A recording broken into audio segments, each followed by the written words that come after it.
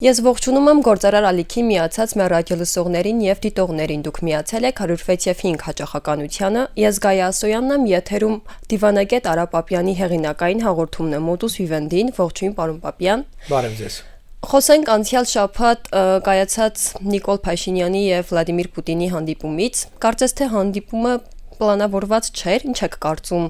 Վարչապետը ներկայացել էր հայկական օրակարգով, թե նրան հրավիրել էին, գուցե կանչել։ Իր հարցազրույցներից մեկի ասուլիսի ժամանակ էր կարծեմ Փաշինյանն ասաց, որ ինքն է խնդրել հանդիպում Պուտինի հետ եւ անգամ խոսակցություն եղավ, դա ասաց, դե մենք փոքր երկիր ենք, մենք եւ որ պիտի խնդրենք հանդիպում եւ այլն։ Դրա մասին իդեպ խոսակցությունները վաղուց կար, որ Նիկոլ Փաշինյանը փորձում է հանդիպում ստանալ Պուտինից։ Ինքը գնացել էր Պուտինին ասել այն, ինչ որ ինքը 18 թվին Պուտինի ներկայացուցիչներին, երբ որ օթանավով եկավ այստեղ, այդ ներկայացուցիչները ասաց, այն ժամանակ դե Կարեն Կարապետյան թե Փաշինյան հարցներ քննարկում, ինքը ասաց, դες Կարեն Կարապետյանը պետք որ իրականացնի ձեր ծրագիրը, ես ինչ վատ Կարեն Կարապետյան եմ, ես կանեմ ամեն ինչ, ինչ ուզում եք։ Հիմա էլ թեման հետեւյալն էր, որ իսկ ինչ եմ արել առ այսօր, որը չի բխել ձեր շահերից։ Հա, խոսացել եմ, ինչ որ բաներ եմ ասել, բայց որևէ գործնական չեմ արել։ Բայց իմ կարծիքով Նիկոլ Փաշինյանի այս վարքը անվստահելի վարքը բանի տեսանկյունից, Պուտինի տեսանկյունից, Պուտինին եւ այլոց արդեն չի բավարարում, դրա նրանք որոշեցին ցուցադրաբար, եւ սա ցուցադրաբար էր, որտեվ նման խոսակցություններ ես վստահաբար կարող եմ ասել, որ նախկինում լինում են փակ խոսակցությունների ժամանակ, հիմա բոլորի արչեւ Պուտինը ինչ որ հարցեր բարձրացրեց եւ այսպես ասենք թիրախային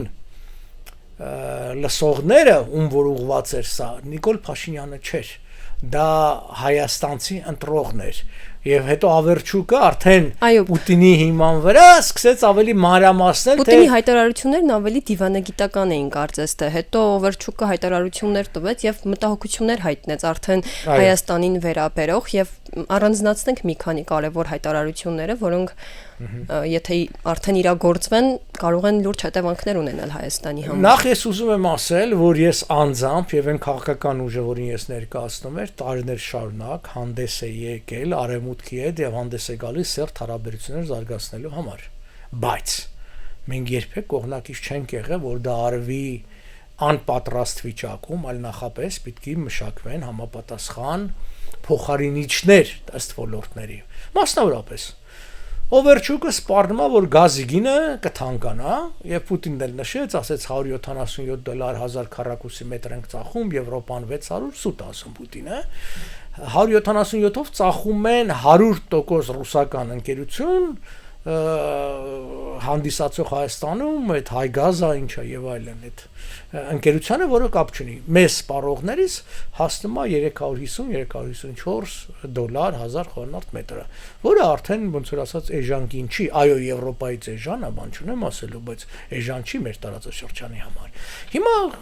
լսողները կարող է հարց տան, բա դուք ինչ պիտի անեիք։ Ես կանեի այն, ինչ որ արել եմ ժամանակին, որպես արտաքին գործերի նախարարության, Իրանի բաժնի, այս հետո Իրանի բաժնի ղեկավարի, բաժնի աշխատակից հետո ղեկավար։ Այսինքն մենք զարգացրել ենք Հայաստան-Իրան-Թուրքմենստան կապը։ Եվ այն ժամանակ որ Հայաստանը փողել չուներ, բայց գազը որտեղից էր գալիս։ Երբ որ Վրաստան կռիվ էր եւ փակ էր, բայց մենք կարողացանք անգամ այդ վիճակում պայմանավորվել, որպեսզի Թուրքմենստանը գազ մատակարարի Մաշհեդ քաղաքին, Իրանի հյուսիս-արևելքում, որի համարժեք չափով այստեղ այս հյուսիս-արևմտյան մասից Իրանը մեզ գազ տա։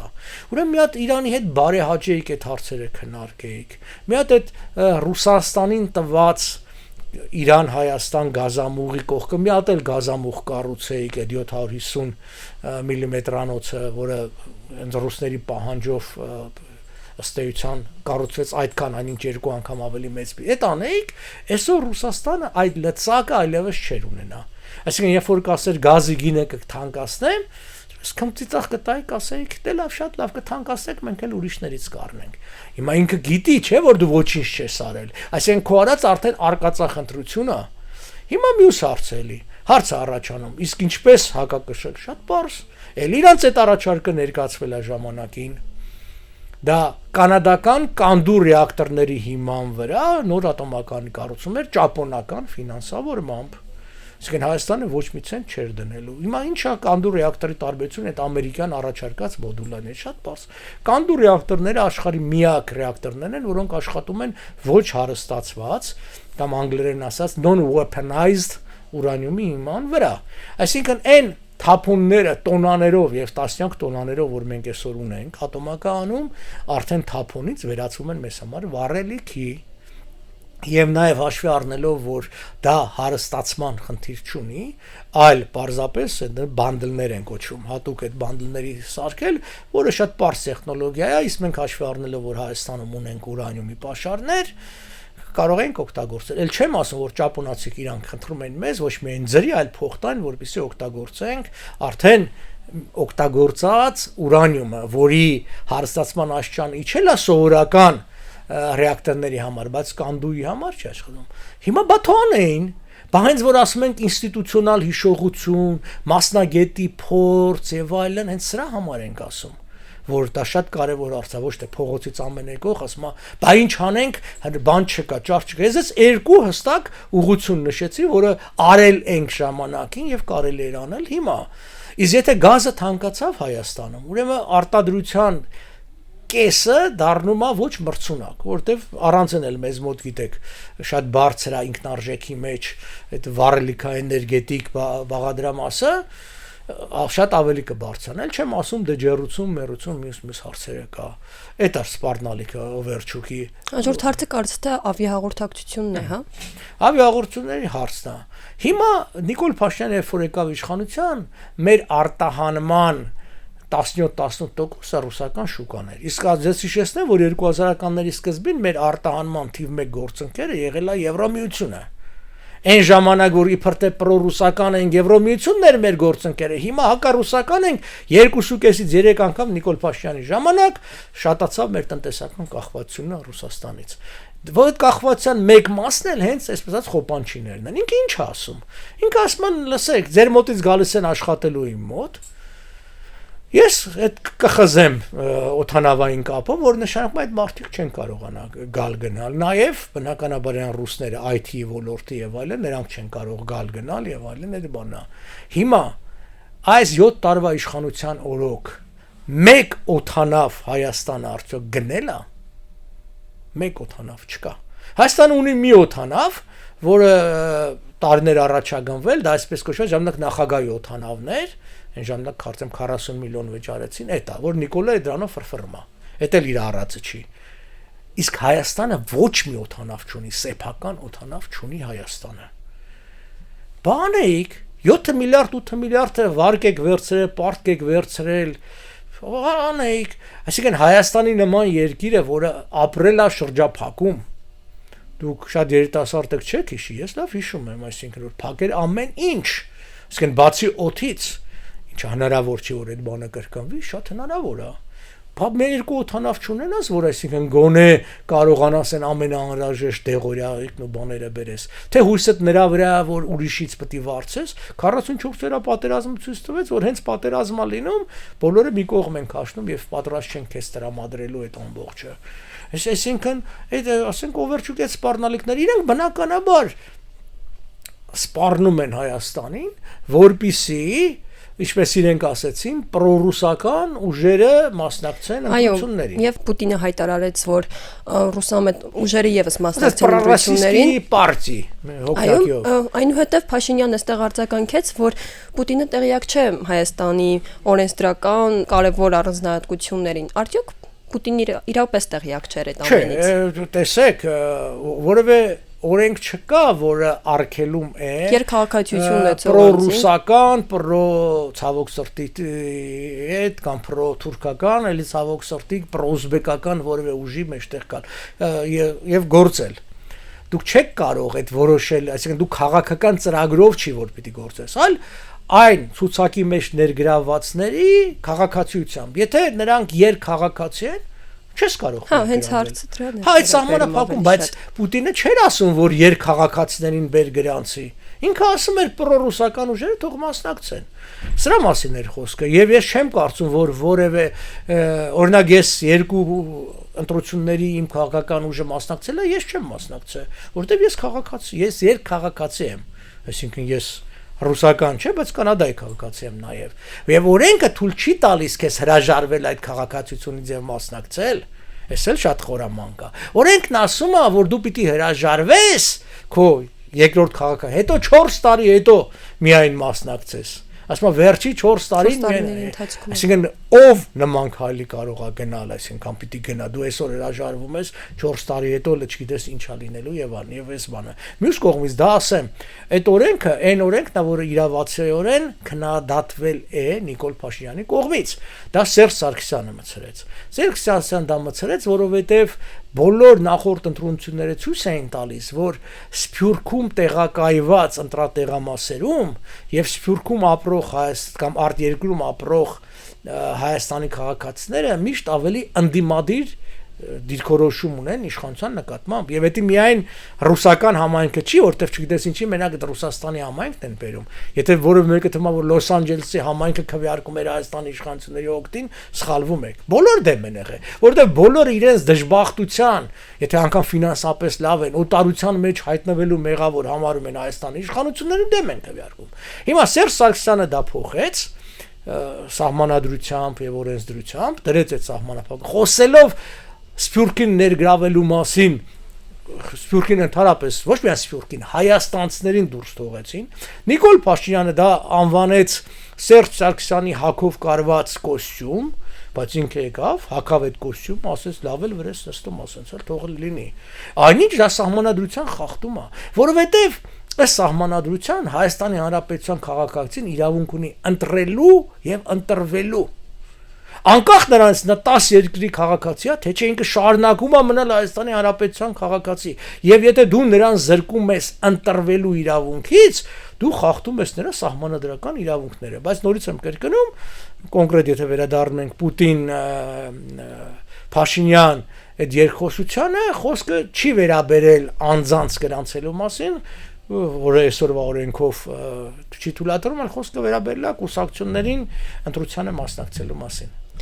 Վերադառնանք ձեր այն մտքին, որ ինչպես կարող էր Երևանը կանխատեսել այս ամենը, բայց հիմա այս իրականությունում Երևանը ինչպես կարող է կարելի ասել հակադրել վերջնագրի տեսքով Մոսկվայի պայմաններին, հենց այս իրականությունում, ոչ թե ինչ չէր արել, այլ հիմա ինչ պետք է անի։ Նախ ասենք, այդ քաղաքական գործիչի կարևորությունը, էությունը կանխատեսելն է։ Ինչ է նշանակում կառավարել։ Կառավարել նշանակում կանխատեսել, այսինքն դու պիտի կանխատեսես, օրինակ 2 տարի հետո քո էներգետիկ համակարգի ինչ խնդիրներ կլինեն, որ այսօրվանից դրա մասին մտածես։ Ինչա դժվար էր կանխատեսել, որ ռուսները դժգոհելու են մեր Եվրոմիության անդամակցության ցանկությունից։ Իսկ եթե էտել չեն կանխատեսել, էտել չեն հասկացել, ուրեմն ընդհանրապես բանի պետք չեն, դա պարզ էր, որ եւ դրա մասին իդեպ ասեմ Օվերչուկը վաղուց էլ այլ է խոսած, եթե նայեք այն առաջի, այսպես ասած, հանրակվել չէ, հարցախույզների բանի ժամանակ անընդհատ Օվերչուկն ասում էր, որ դուք չեք կարող միաժամանակ Եվրոմիության եւ Եվրասիական տնտեսության միության անդամ լինել, որտեւ մաքսային միություն են։ Հա, դե դրա համար էլ անեիք։ Բայց ինչ եք խեղդում այստեղ փոքր ու միջին բիզնեսը փոխանակ հնարավորություններ տակ եւ բացեք եվրոպական շուկան։ Բա երկար ժամանակ որ բանակցում էին Եվրոմիության հետ, հիշում եք ասոցիացիան պայմանագիր պիտի ստորագրվեր եւ այլն։ Ամբողջը բանակցած պատրաստ է, բա ստորագրեիք, բա առաջ տանեիք այդքան անդադ խոսում են վիզաների ազատականացման մասին, հա։ Մի հատ հարցրեք տուրիստական գործակալություններին, արդյոք հեշտ է այսօր ավելի է հեշտացել վիզաներ ստանալը Եվրոմիության երկրներ, թե ավելի է վատացել ու բարդացել եւ ավելի վատանալու է։ Հիմա ինչ պիտի անի իշխանությունը։ Արդեն ուշ է։ 2 ամսում ոչ բան էլ չկարող անի, ինչ պիտի անի, այսինքն արենտրանքային էներգետիկ աղբյուր պիտի ստեղծի, արենտրանքային, այսինքն ատոմականի կառուցելը 4-ից 6 տարի է տևում։ Այսինքն կամ նոր գազամուղ պիտի կառուցի, դե լավ, խոսում են անընդհատ երկաթուղու մասին։ ասում են երկաթուղին, չգիտեմ, իմ դիդեպ հենց այստեղ ես այս սենյակից դեռ 18-ին հաղորդումներ եմ ունեցել, կխնդրեմ հանդիսատեմ մտնել նայել ուրիշ տեղից եւ խոսել եմ երկաթուղու համակարգում, այսինքն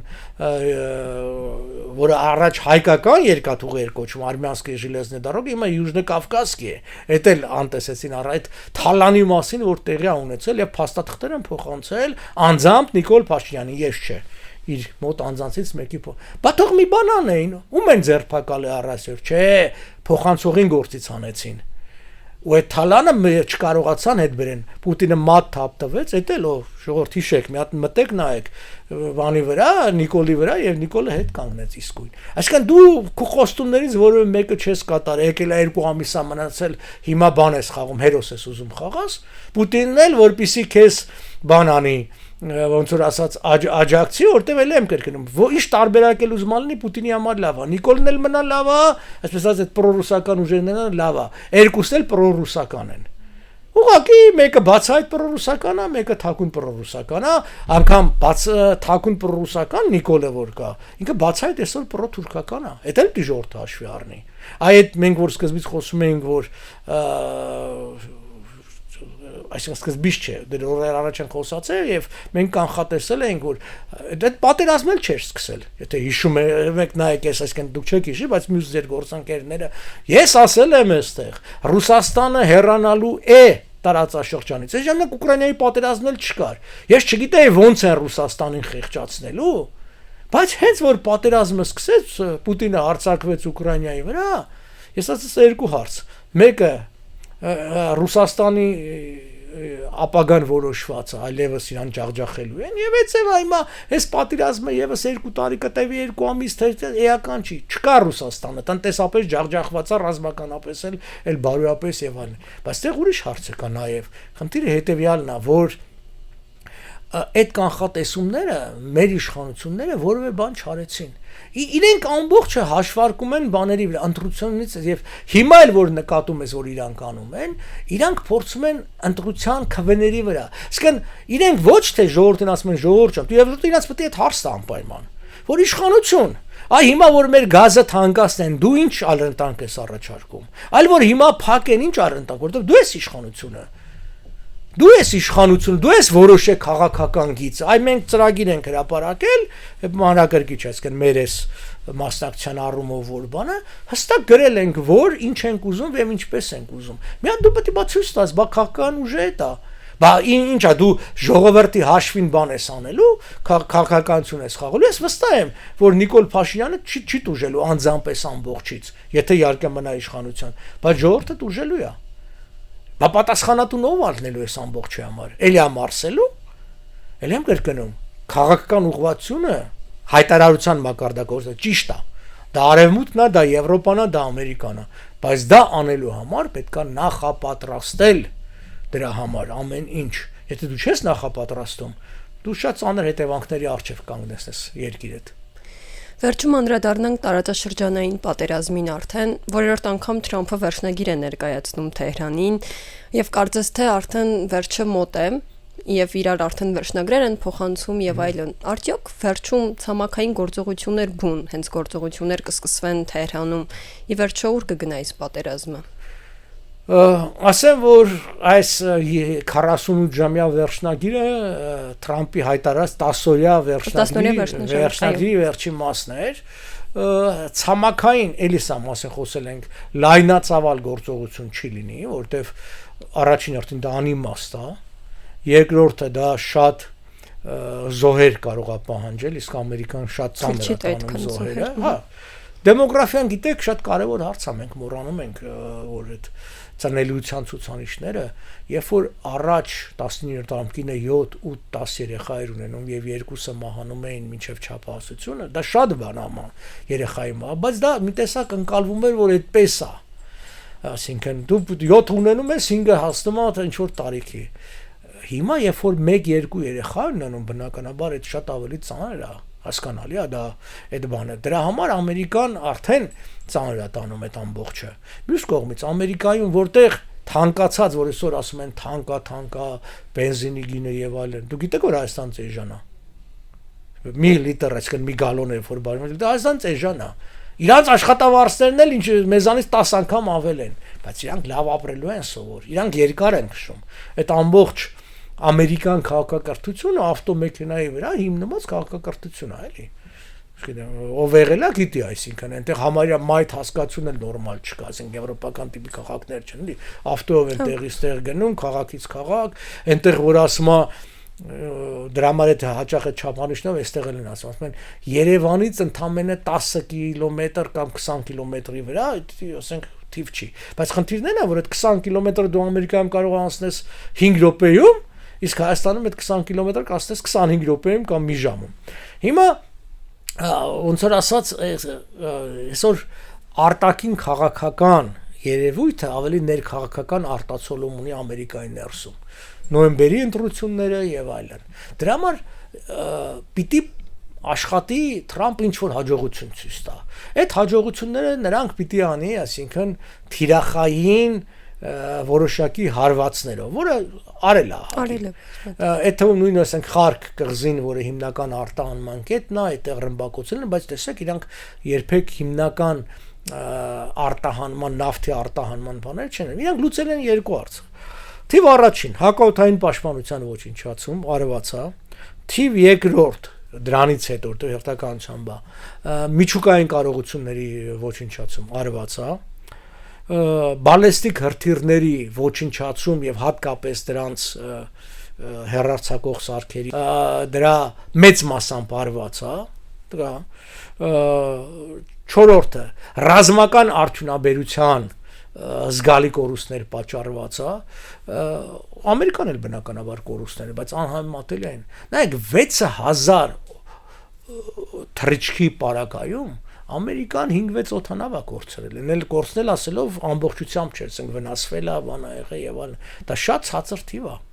6000 թռիչքի դեպքում ընդամենը 0.1% մասին է խոսքը գնում։ Մյուս կողմից նայա, որ եթե վաղնել Թրամփը դադարեցնի, եթե իհարկե ներքաղաքական խնդիրներ չոր, իրանք իրենց խնդիրները լուծել են։ Իրանք չեն լուծել Իրանի ժողովրդի համար խնդիրները եւ Իրան ժողովրդին տված խոստումները։ Սա մեկ, որովհետեւ դու ժողովրդին ողջորել ես, ասել ես, այո, դուրս արի փողոց, հետո ճիշտ այն ասում ես դուրս մնա։ Սա շատ կարեւոր հարց է։ Մյուսը նա է։ Եթե այս համակարգ, այս իշխանությունը մնում է, այս էլ ի պատասխան են մեր հայրենակիցների, որ ասում են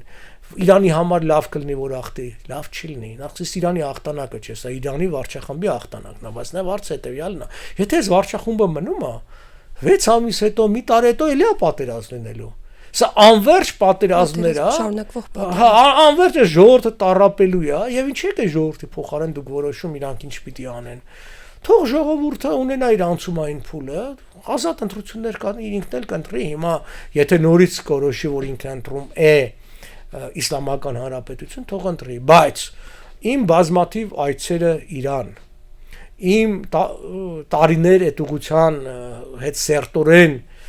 աշխատելը որպես արտգործնախարարության համապատասխան բաժնի աշխատակից իմ մասնագիտական կրթությունը եւ շփումներն տալիս որ չի ուզում ախպեր այդ ժողովուրդը այդ ռեժիմը չի ուզում ինքը չի ուզում աշխատի որ այդ իր փողերը գնան նախ այդ մեծահարուստների այդ էլ ղեկավարներն են մեծ այսինքն զարմիկներն ու զարմուհիները Եվրոպայում Լոնդոնում Ամերիկայում կյանքը վայելեն եւ վայելեն ցոփ ու շվայտ կյանքով հեչ սահմանափակումների մեջ չեն, դա փաստ է, որ դա այդպես է։ Նույն ձևի իրենք չեն ուզում, որ իրանց այդ ոնց ասած փողը, ոնց որ մենք ժամանակին Սովետում ապրում ենք, մեր փողը գնում էր ինչ որ Աֆրիկայի, Լատինական Ամերիկայի եւ այլ երկրներում կոմունիստական կուսակցությունների աջակցության, որովհետեւ սոցիալիստական կողմնորոշում ունեցող երկրներին օգնեն սոցիալիզմ ու կոմունիզմ կառուցելը։ Եվ ինչ կառուցեցին այդ սոցիալիզմը։ Հիմա հարցամ Իրանը 79 թվականից էսկոմ հարյուրավոր միլիարդներ է ծախսել այդ դրսի բանը բացի կիսաջախջախված Հեզբոլլահից եւ խուսիտներից ասենք Եմենում մի քիչ էլ Իրաքում էս մի երկու բանը ինչ եթե անգամ խոսենք կրոնական գաղափարախոսական հաջողություն ինչ հաջողության ասե ոչ մի կամ որ հասներ ենթադրենք հաջողվեց եւս 5 երկրում հաստատել իսլամական վարչախումբ ասենք հետո Դրա լավը որն է, եթե պիտի ժողովուրդը լավ։ Այսինքն ի վերջո այս պատերազմի վերջում անկախ վերջաբանից Ամերիկան իր հաղթանակի չափաբաժինն ունի արդեն ապահովված։ Ամերիկան ունի արդեն։ Ամերիկան արդեն վաճառում է Վենեսուելայի նավթը եւ մեծ փողեր է աշխատում։ Այն որ ասում են Ամերիկան չի կարող ապաշրջափակի Հորմուզի նեղացը, իսկ հարց առաջ, իսկ արդյոք ուզում է Ամերիկան ապաշրջափակի։ Առնում էին այդ 80%-ը տեղից դուրս եկող Չինաստան, Հնդկաստան, Հարավային Կորեա, Ճապոնիա։ Հիմա ումից են առնում նավթը։ Միացյալ Նահանգներից։ Ում նավթը։ Վենեսուելայի նավթը։ Վերջ։ Բա որ այդ Հորմուզը բացի Իրանից չեն առնելու, այսինքն որ մի խելամիտ բիզնեսմենը, իսկ Թրամփը առաջին բիզնեսմեն է, իր շուկան ինքը կնեղացնի։ Աշխարհում նավթ շատ կա։ Շատ կա նավթ։ Խնդիրը միշտ եղել է իրացման արծեն, որ OPEC, MOPEC պայմանավորվում էին, որ կրճատել, քվոտանել, գնել նավթի արտադրությունը, արտադրություն ինչի համար, որտեվ եթե նավթը լցվի շուկա, շատ կեժանանա։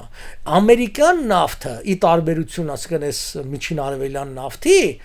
ինքնարժեքը թանկ է։ Դրա համար դու պիտի խնդիրներ ստեղծես միջին արևելյան նավթը համաշխարհային շուկայից անես, որ քո ավելի թանկ նավթը կարողանաս վաճառես։ Աշխարհում թիվ 1 երկիր է նավթ արտոնալող երկիրը, դա Միացյալ Նահանգներն է։ Առանց Վենեսուելա, առանց որևէ բանի, ասենք, էտա նույն մեքսիկական ծոցի, հիմա Թրամփն ասում ամերիկյան ծոցից այդտեղ, բայց պիտի հասկանանք, որ շելֆի նավթահանքերը արդեն սպառվել են։ Հիմա իրան գնում են ավելի խորքային, իսկ այդ հորատանցքները յուրաքանչյուր շատ ավելի թանկ է նստում։ Դրա համար էժան նավթը դու հանում ես շուկայից, ոնց է այսօրվա կենցաղային վերցեք մեր շուկան։ Երբ կարաս քո թանկ ապրանքը ծախես, երբ որ նմանատիպ էժան ապրանքը այլևս շուկայում չկա, իսկ քեզից գալու են առնեն։ Թրամփն էլ անում է։ Լուծել այլև կրկնում, իր ռազմական խնդիրները լուծել է։ Ուղղակի սա անբարոյականություն կլինի, որ այսքանից հետո Թրամփը Իրանի ժողովրդին, որին ես շատ հարգում եւ անգամ սիրում եմ, այսինքն դա բացառիկ ժողովուրդ է, հեչ էլ կրոնամոլ չի։ Եվ այս գաղափարախոսությունը, որ ասում են մենք մուսուլման չենք, մենք պարսիկ ենք, սա շատ, այսպես ազգայնական ավելի գաղափար է, իսկ ազգայնական գաղափարախոսությունը մեզ մոտեցնելու է իրար։ Շատ Հիմա տեսնենք թե ուր կտանի այս պատերազմի վերջնագրերը եւ այլն։ Որ հուսանք, որ ի վերջո այս անդանակ մորթելը երկար չի շարունակվի։ Շնորհակալություն, պարոն Պապյան։ Հիշեցնեմ, որ դուք միացել եք 106.5 հաճախականությանը։ Ես Գայասյանն եմ եւ դուք լսում եք Դիվանագետ Արա Պապյանի Modus Vivendi հաղորդումը։